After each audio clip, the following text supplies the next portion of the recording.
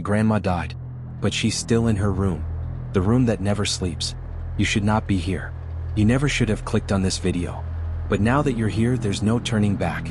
This story is not just a tale, it's a warning. A warning for anyone foolish enough to listen. Some things should stay buried, forgotten in the dark corners of the world. Some nightmares should never be unearthed. But you've already begun, and now there's no way to undo it. It's too late. My grandmother passed away 2 weeks ago. I thought the worst of it was over, the grief, the final goodbye, the rituals. But when I went back to her house, that's when I realized something was horribly wrong. I remember the day she died. It was a peaceful morning. We were all gathered around her bed, quietly whispering our goodbyes, when she suddenly opened her eyes. Not just a faint flutter, no. She opened her eyes wide, wide enough to show nothing but an emptiness, a darkness. At that moment, the air turned colder. The lights flickered. But my grandmother, she didn't die. Her body, cold and still, didn't move. But those eyes watched. I tried to shake it off. It's just grief, I told myself, a trick of the mind. But I could not ignore the feeling, that presence, lingering in the air. 2 days passed before they sealed her room. They told me it was done for respect, that no one should disturb her remains. But I knew deep down there was something more. Something wrong. The next night, unable to sleep, I found myself drawn to that room. The door, slightly ajar. I hesitated, a cold sweat creeping down my spine. But the curiosity, no, the compulsion, was too powerful. I slowly pushed the door open. Her room smelled of stale air and something faintly sweet, like the smell of overripe fruit. There was no sign of decay, not the way you'd expect after 2 days. Just quiet. Too quiet. I stepped inside, the floorboards creaking beneath my feet. The bed where she once lay was perfectly made. Her old rocking chair sat in the corner, unmoving. I approached the bed slowly, feeling the hairs on the back of my neck stand up. Then I heard it. A faint whisper, like a breath being exhaled slowly, intentionally. It was coming from beneath the bed. I froze. The whispering grew louder, more distinct. No words, just breaths. The kind of sound you make when you're trying to hold in a scream. The kind of sound you make when you're waiting for something to come for you. I dropped to my knees, my hands trembling, and peeked under the bed. But nothing was there. Nothing except a small, dusty mirror face down. I felt compelled to reach for it, my fingers trembling as I flipped it over. The reflection that stared back was not mine.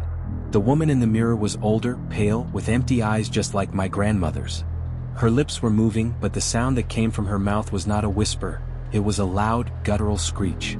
I stumbled backward, my heart pounding, gasping for breath. The room felt colder, the walls seemed to close in. I turned to leave, but the door slammed shut with a force that made the walls shake. The lights flickered again, casting shadows that seemed to move on their own. The whispering returned. But this time it was not coming from beneath the bed. It was coming from behind me. And I knew with an icy certainty that whatever had taken my grandmother, it was still here. If you dare to hear the rest, subscribe now. But remember this, the nightmare does not end. It follows you. Do you want to know what happens next? The presence that watches. You shouldn't have come back. You shouldn't have pressed play. But you did. And now there's no turning back. The air thickened as I turned toward the voice. My heart raced as my eyes scanned the room, but I couldn't see the source. The shadows, they were moving, shifting. My grandmother's room had never been like this. It wasn't supposed to be like this. The whispers grew louder, more frantic, as if the very walls were trying to speak to me. I could feel the weight of something, someone, watching me, a presence that clung to the air, suffocating me with every breath I took. It was as though the room had become alive, twisting, bending, fighting against its own nature. I forced myself to stand, my legs shaking with fear. I reached for the door handle, but it refused to budge. My fingers trembled as I pulled harder, but the door, it wasn't locked. It was simply stuck. And then I heard it.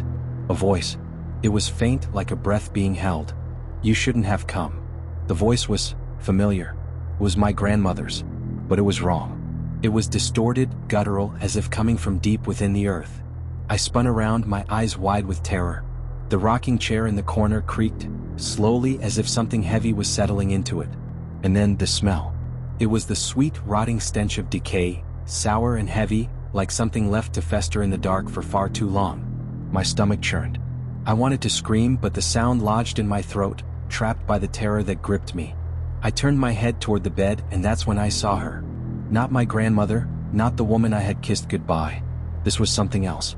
Her body was slumped against the headboard, her face an awful mask of lifelessness. But her eyes, they were wide open. No longer vacant.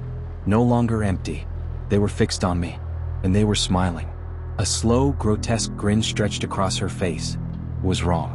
It was too wide, too sharp. Her lips peeled back to reveal teeth, rotting, jagged teeth. And behind them, the unmistakable whisper of a voice that wasn't hers. Something else was speaking through her. I told you not to come. Now you'll never leave. The walls began to pulse as if the room itself were alive, breathing. I tried to look away, but her eyes, they held me. They held me in place. I was paralyzed. My body refused to move, my limbs frozen with the sheer weight of the dread that filled the room. I felt it then. The cold touch. A hand, no, not a hand, more like the sensation of something passing through me, ripped through my chest. I gasped for air as the room spun, the temperature dropping to a frigid chill. I couldn't feel my body anymore. I was weightless. And then a voice that wasn't hers. The thing that had taken her. She's gone now, but I remain. And now, so will you. The darkness swirled, the room became a pit of blackness, and I felt it closing in. There was no escape, no way out. The walls, the shadows, the air, they all began to press in, suffocating me. And then the worst part. I heard the whispers again, only this time, they were coming from inside my own mind. Now that you've heard the story, you belong to me, and I will always be with you. Watching. Waiting. The last thing I saw before everything went black was the reflection of my own face. But it wasn't mine.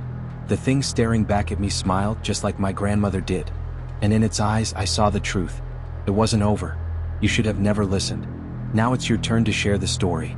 The curse will follow you too. If you still dare to listen, subscribe. But know this, you can never leave.